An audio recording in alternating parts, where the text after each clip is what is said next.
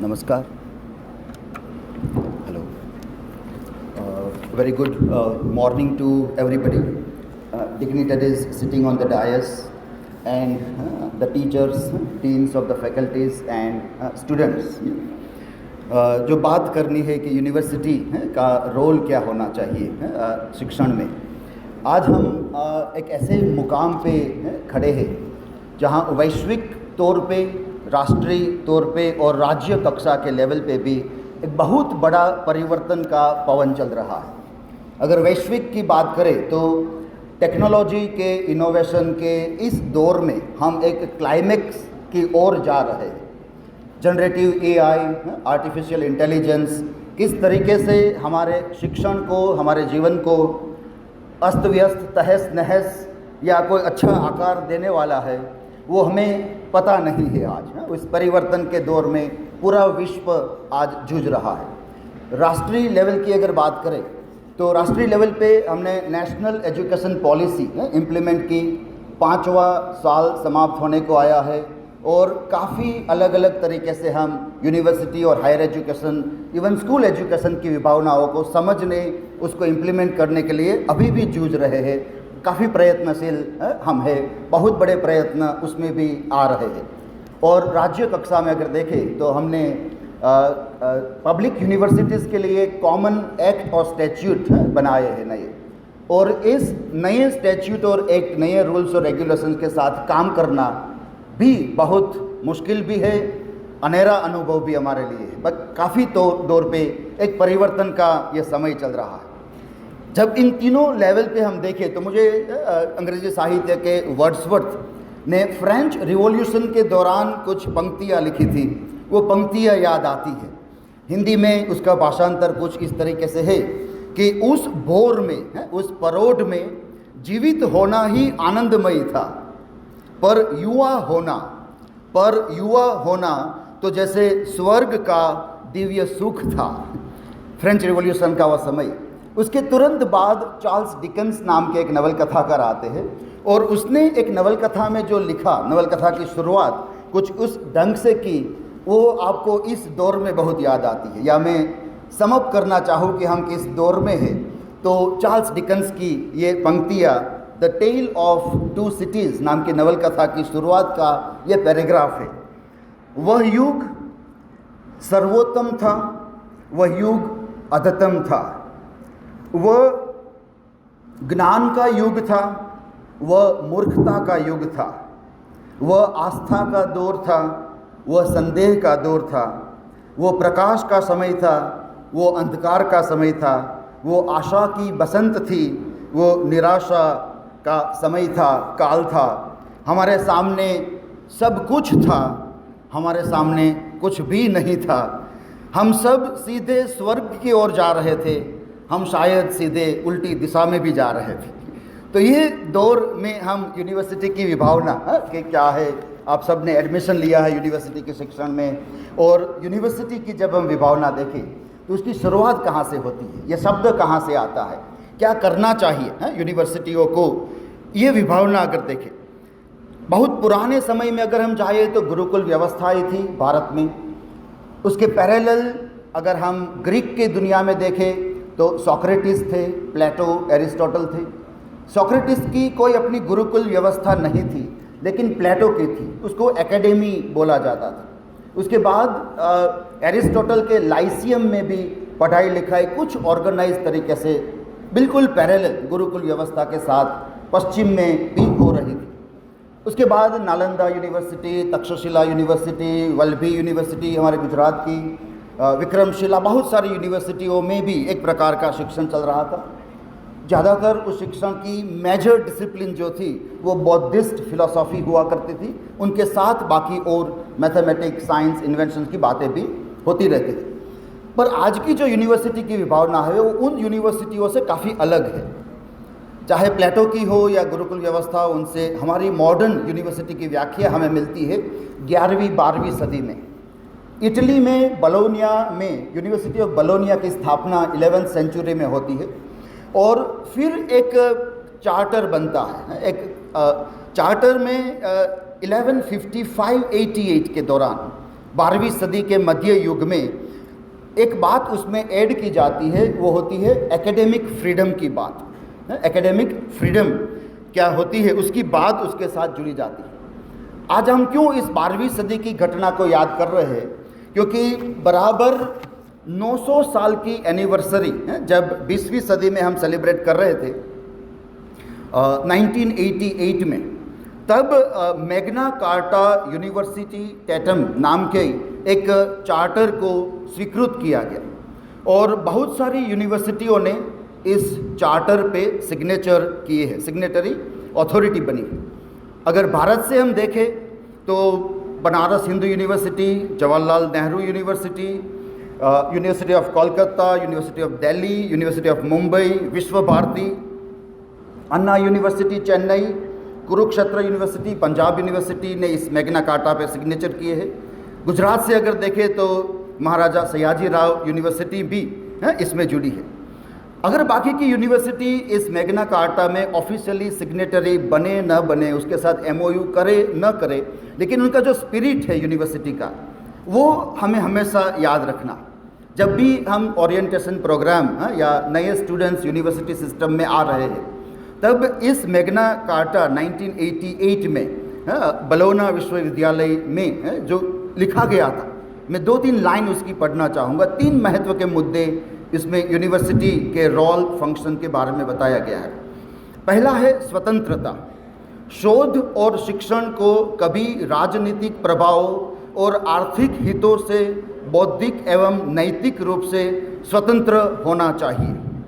दूसरी बात थी शिक्षण और शोध का अविभाज्य संबंध। शिक्षण और शोध को अलग नहीं किया जा सकता।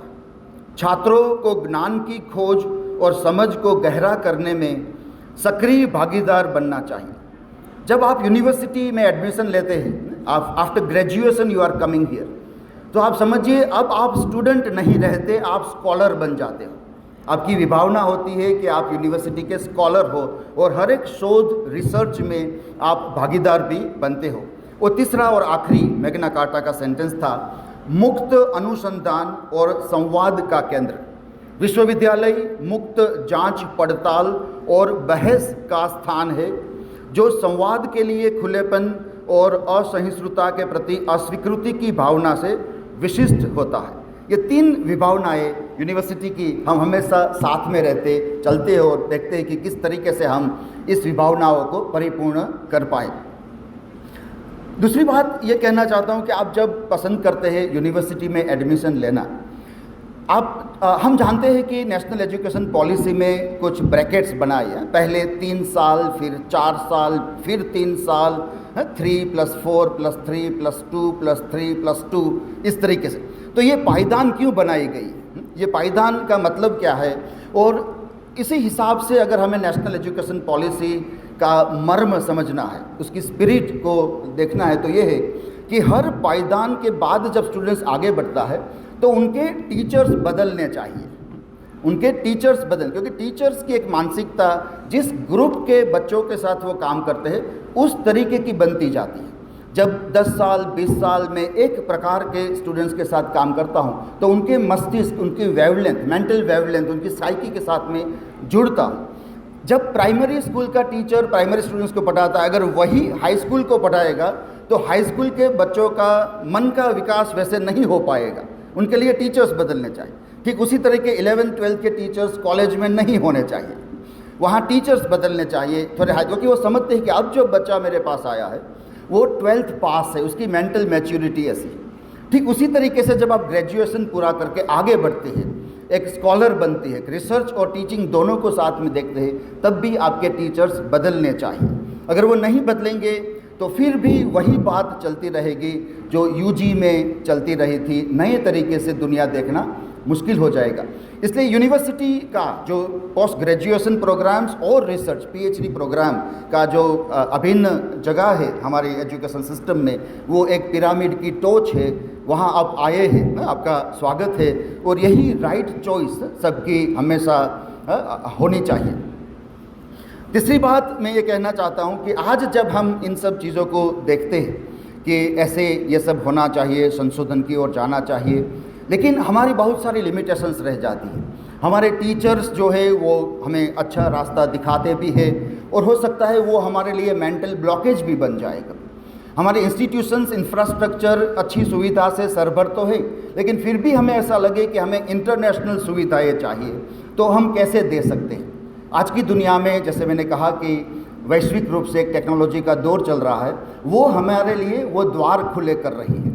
इसलिए ऑनलाइन प्लेटफॉर्म्स, वर्चुअल प्लेटफॉर्म्स हमारे लिए वो खुल गए। यूनिवर्सिटी आपको क्या दे रही है? जिन स्टूडेंट्स ने फर्स्ट सेमेस्टर में एडमिशन लिया है और लाइब्रेरी में जाके अपना अकाउंट खोला है, उनको कल तक एक ईमेल आ गया होगा कि आपको ऑनलाइन ई लाइब्रेरी की जो एप्लीकेशन है उसमें एंट्री दी गई है। आप अब वो ऑनलाइन ई लाइब्रेरी का एप्लीकेशन उपयोग कर सकते हैं। क्या है उस एप्लीकेशन में? उसमें जेस्टोर, जर्नल स्टोरेज के हजारों आर्टिकल्स आपको मुफ्त में दिए गए हैं। उसका पूरा सब्सक्रिप्शन यूनिवर्सिटी ने किया है। उनका सब्सक्रिप्शन रेट्स काफ़ी ऊंचा होता है। व्यक्तिगत रूप से हम टीचर्स को भी वो महंगा पड़ता है। इंस्टीट्यूट्स या गवर्नमेंट ग्रांट से ही हम उसको सब्सक्राइब कर सकते हैं। वो सब्सक्रिप्शन किया है और हजारों जर्नल्स, क्वालिटी जर्नल्स के आर्टिकल्स आपके सामने खुले। जब आप पसंदगी करें कि मुझे कहाँ से सीखना है, तो आप गाइड बुक से या चीप स्टडी मटेरियल के बजाय क्वालिटी जर्नल आर्टिकल्स से पढ़े। वो बहुत ज़रूरी है, पर आपको कहाँ से मिलेंगे वो? तो आपकी मोबाइल एप्लीकेशंस में हमने आपको दिए हैं। हो सकता है जिन स्टूडेंट्स के लिए अंग्रेजी एक बैरियर है अभी भी। अगर आप कहते कि हम तो गुजराती जानते हैं, गुजराती में तो कुछ भी नहीं है, तो अब हम जानते हैं कि जनरेटिव एआई कुछ भी गुजराती में भाषांतरित कर सकता है। वो बैरियर अब मिट चुका है। आप अंग्रेजी का आर्टिकल लो, जनरेट चैट जीपीटी को या जेमिनी को दो और कहो कि मुझे गुजराती में बताओ क्या है इसमें। विद इन अ मिनट आपके पास वो गुजराती में होगा। तो अब वो पुराना बहाना नहीं चलने वाला है, नया दौर आ चुका है। नए दौर में भाषा का बंधन अब नहीं रहता है। अब किसी की भी भाषा का दूसरी भाषा में आसानी से भाषांतर कर सकते हो। जनरेटिव एआई का भाषांतर मशीन ट्रांसलेशन से बहुत अच्छा है, वो आप भी महसूस करोगे when you will use it. दूसरी बात कि जहाँ पर हम यूनिवर्सिटी सब्सक्राइब नहीं करते, ऐसे भी जर्नल होते हैं जिसकी पेमेंट डॉलर्स, यूरोस और पाउंड्स में होती है, जो हमारे बजट से भी बाहर है। उसके लिए भारत सरकार ने एक स्कीम लगाई है, one nation one subscription, ONOS नाम की जो स्कीम है, onos.gov.in। उसमें आपको सब क्वालिटी, हाई क्वालिटी के जर्नल्स मुफ्त में एक्सेस को मिलेंगे। आपको नेटवर्क यूनिवर्सिटी का इस्तेमाल करना होगा। In your mobile network, in your private network, you can't access that. It should be through university system. हमारी लाइब्रेरी में भी वो सुविधा है, आपके डिपार्टमेंट में भी आपको इंटरनेट मिल रहा है। उस इंटरनेट से आप वन नेशन वन सब्सक्रिप्शन के तहत बहुत सारे जर्नल्स को आप एक्सेस कर पाओगे। हम आशा रखते हैं कि आप ये क्वालिटी मटेरियल का इस्तेमाल करके टीचिंग, रिसर्च में एक अच्छी क्वालिटी प्रदान करोगे। हमारी यूनिवर्सिटी का नाम रोशन करने में थोड़ा बहुत कंट्रीब्यूशन भी करोगे। आप सब ने, आखिर में मैं कहना चाहूँगा कि जिकास के स्वयंवर में आपने हमें चुना है, इसलिए हम आपका आभारी है कि आपने हमारी पसंदगी की। हम कोशिश करेंगे कि हम आपकी पसंदगी के अनुरूप काम कर सके और आपके 2 साल की जर्नी बेहतरीन तरीके से जाए, एक बहुत सारी लाइफ टाइम मेमोरी आपको मिले, ऐसा हमारा प्रयत्न रहेगा। आभार। Thank you everybody.